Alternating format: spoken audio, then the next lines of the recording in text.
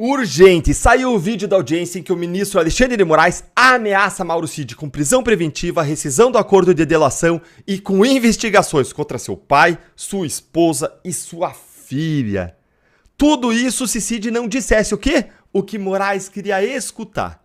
Gente, isso aqui é urgente, é inédito e é gravíssimo. Acabou de acontecer.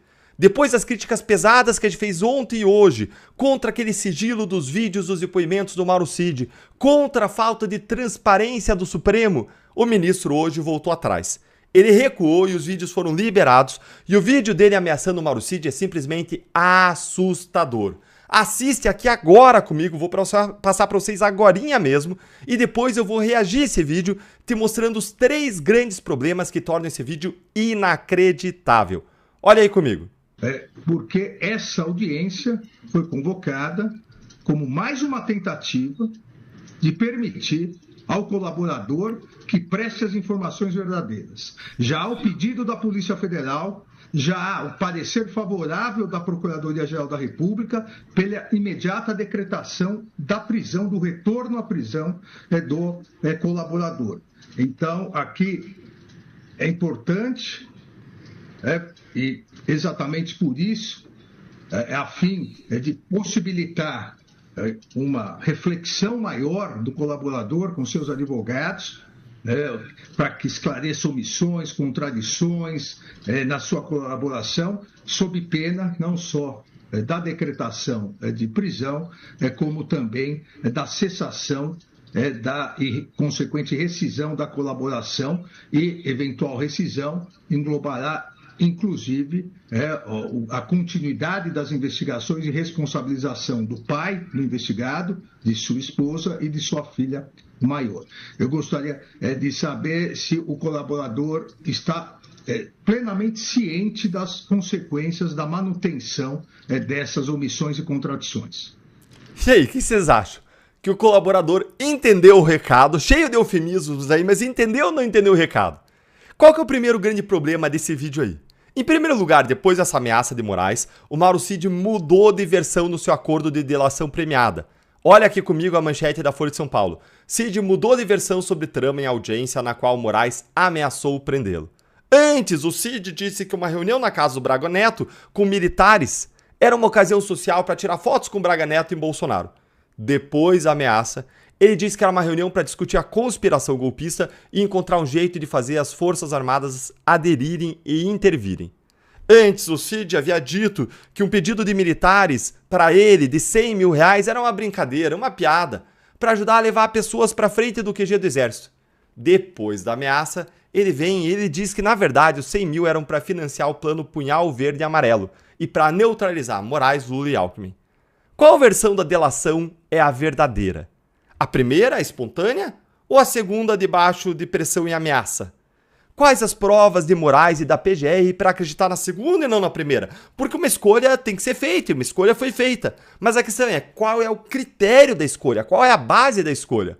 Vamos lembrar que vazaram áudios espontâneos do Mauro Cid, olha aí na tela, que ele dizia que colocaram palavras na boca dele e que a PF tinha a narrativa pronta. E só queria que ele confirmasse aquela narrativa pronta. Por que então que se dá crédito à segunda versão do Mauro Cid, não espontânea, em que o Mauro Cid coloca agora esses fatos que antes eram inocentes num contexto de golpe? Qual o critério para escolher entre as duas versões? Você concorda com esses meus questionamentos? Você concorda que a PGR e o STF têm de dever de esclarecer isso? Se sim, curte com força o vídeo e vamos para o segundo grande problema. Assiste aqui comigo a esse vídeo do ministro Gilmar Mendes. As pessoas só eram soltas, ministro Fachin, liberadas depois de confessarem. E fazer acordo de leniência. Isto é uma vergonha e nós não podemos ter esse tipo de ônus. Coisa de pervertidos. Claramente se tratava de prática de tortura. Porque as pessoas só eram soltas, ministro Fachin, liberadas depois de confessarem. E fazer acordo de leniência. Isto é uma vergonha e nós não podemos ter esse tipo de ônus. Coisa de pervertidos. Claramente se tratava de prática de tortura. Gente, passei até 2 vezes aí porque é absurdo demais.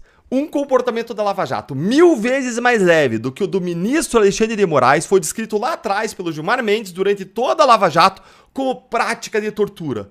Coisa de pervertidos. Gente, algo 1000 vezes menos grave do que o Alexandre de Moraes fez. Dias Toffoli chamava isso de pau de arara do século XXI. Você lembra dessa? Os advogados do Prerrogativas diziam que o que existia na Lava Jato era prender para delatar. Isso era tortura. E aí? Isso que o Moraes fez é tortura ou não, ministro Gilmar Mendes? Isso aqui é crítico, porque Gilmar tem que esclarecer. Ou era tortura e estava errado lá atrás na Lava Jato, e está 1000 vezes mais errado aqui agora, e o STF vai anular toda a delação do Mauro Cid, ou então não era tortura, estava certo na Lava Jato, que não fez nada de errado. E aí o ministro Gilmar vai ter que achar algum jeito de defender o que o Moraes fez nesses últimos meses, que é bem pior do que a Lava Jato fez. Mas tem um detalhe, a Lava Jato inteira foi anulada por conta de argumentos como esse do Gilmar que eu mostrei pra vocês. Então, se estava certo, a Lava Jato inteira tem que ser desanulada, tem que ser restaurada, tem que voltar a Lava Jato com força, prender todo mundo, bloquear o dinheiro dos criminosos, prosseguir com as investigações. O ministro Alexandre de Moraes, que fez essa ameaça ao Mauro Cid, é o ministro do mesmo Supremo que desmontou a Lava Jato, dizendo que lá se praticava tortura. A gente tem que saber então quem estava certo e quem estava errado. Eles precisam dizer, porque eu e nós, a Lava Jato, nós nunca mudamos de opinião e nós sempre agimos corretamente, porque diferente do STF, menos de 20% das delações vieram de réus presos na Lava Jato. Já agora no STF é 100%. E mais, vários presos na Lava Jato ficaram presos mesmo depois de delatar. Já no STF não, é diferente. Delatou, soltou. Então, se o argumento deles valia para a Lava Jato, vale 10 vezes mais para o caso do Mauro Cid e do Bolsonaro. Nós, a Lava Jato, sempre dissemos que fizemos tudo corretamente, segundo a lei, que nunca houve tortura. Mas agora, quem dizia que tinha tortura é que tem que se pronunciar se o que o Moraes faz também é tortura, já que o que ele faz é 10 vezes pior. Você concorda? Então curte o vídeo para voz da nossa indignação chegar mais longe. E o terceiro grande problema, qual que é? Gente, o Moraes ele tá pedindo pro Cid confessar um plano em que o Moraes era a própria vítima. O Moraes era a própria vítima do plano Punhal Verde e Amarelo, que foi objeto da mudança de versão do Mauro Cid. Ou seja, o Moraes ele tá ameaçando prender o delator se o delator não confessar o plano para matar o próprio Moraes. Isso é surreal.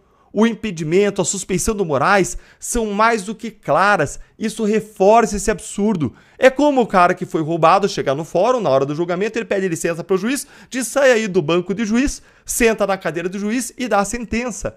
Não tem qualquer coisa que lembre imparcialidade aí.